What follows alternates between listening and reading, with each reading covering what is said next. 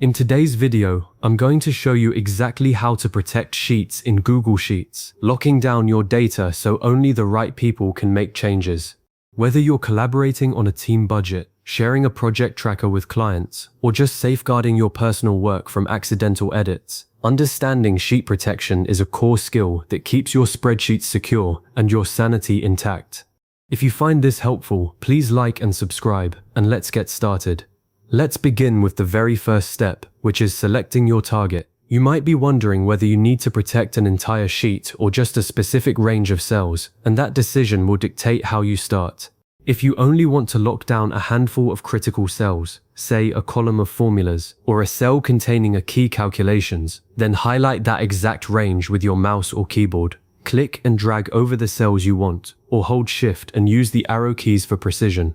On the other hand, if you want to protect an entire tab, you don't need to highlight anything at all. Instead, simply right-click the name of the tab at the very bottom of your screen. That tab name is usually something like Sheet 1 or whatever you've renamed it, and right-clicking opens a handy context menu with several options.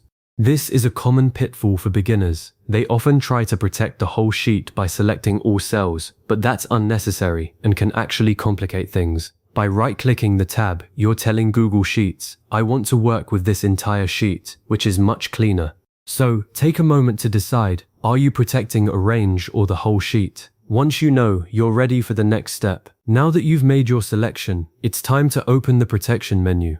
If you've highlighted a range of cells, right-click directly on that highlighted area and choose Protect Range from the menu that pops up. If you right-click the tab name instead, you'll see an option that says Protect Sheet. Both of these will bring up the same protection settings, but the menu entry changes based on your selection. Alternatively, you can bypass right-clicking entirely and go up to the top menu bar, click Data, and then select Protect Sheets and Ranges from the drop-down. This is a great method if you prefer working from the top of the screen, or if you want to see all your existing protections at a glance. Once you click that, a sidebar will slide in from the right-hand side of your Google Sheets window. This sidebar is your command center for all things security related. It will display a title like Protected Sheets and Ranges, and if this is your first time, it will be empty save for a button to add a new protection. Take note that you can also name your protected range or sheet here. Giving it a descriptive name like budget formulas or client emails can be really helpful if you set up multiple protections later. This naming isn't required, but it's a best practice that makes managing your locks much easier down the road. With the sidebar open, we're now going to set permissions, which is the heart of the process. Inside the sidebar, you'll see a button that says Set Permissions. Click it and a new dialog window will open. This is where you decide who gets to edit your protected data and who doesn't. You'll see a few options here, and the one you choose depends entirely on your goal. The simplest choice is Only You, which restricts editing access to you and you alone. No one else can modify that range or sheet unless you remove the protection. This is perfect for keeping sensitive data under your sole control, like a personal budget or a formula-heavy sheet you don't want anyone else touching. If you're collaborating with a small team, you'll want the Custom option. Click Custom, and then you can enter the email addresses of specific people you want to grant editing access to. You can add multiple emails, and those users will be able to edit that protected area while everyone else is locked out. There's also a third option that's incredibly useful. Show a warning when editing this range. This doesn't block anyone from editing, it just displays a pop-up warning that says, "Hey, are you sure you want to change this?" It's a soft lock, ideal for preventing accidental edits without restricting functionality. I use this often for shared templates where I want people to think twice before messing with formulas.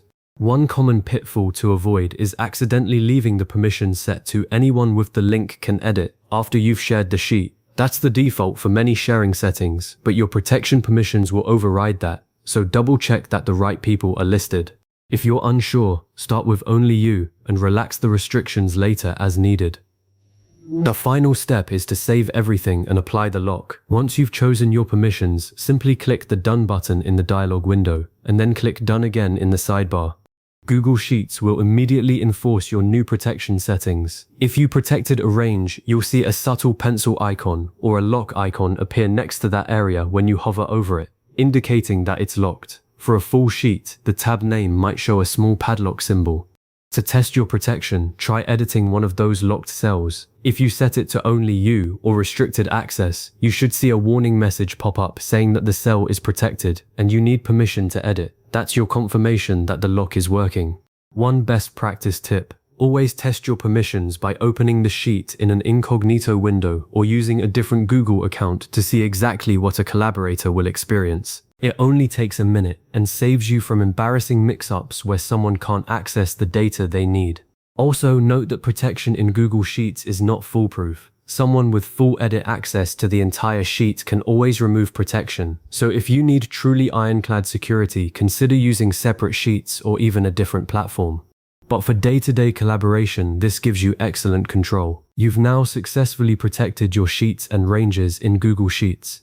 By taking these few minutes to lock down your data, you've ensured that your formulas stay intact, your sensitive information remains confidential, and your collaborators only change what they're supposed to. As a next step, try setting up multiple protected ranges with different permissions for different team members. It's a powerful way to manage complex projects without chaos. If you ever need to remove or modify protection, just go back to Data, Protect Sheets and Ranges, click on the protection you set, and you can edit permissions or delete it entirely. Thanks so much for sticking with me through this tutorial. If it saved you from a spreadsheet disaster, consider saving this video for later so you can revisit the steps anytime. I'll see you in the next one.